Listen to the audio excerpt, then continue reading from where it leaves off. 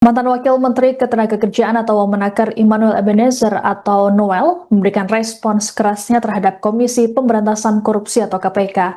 Noel dengan tegas menyatakan bahwa yang bisa memerintahnya adalah pengadilan bukan KPK.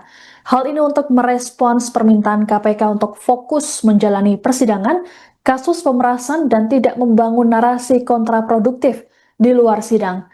Ditemui di Pengadilan Tipikor Jakarta Pusat Senin 2 Februari 2026, Noel bahkan menyebut sosok juru bicara KPK Budi Prasetyo sebagai juru nyinyir.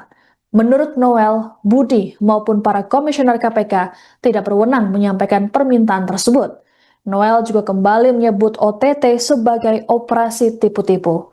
Sebelumnya, jubir KPK Budi Prasetyo Download Tribun X sekarang, menghadirkan lokal menjadi Indonesia.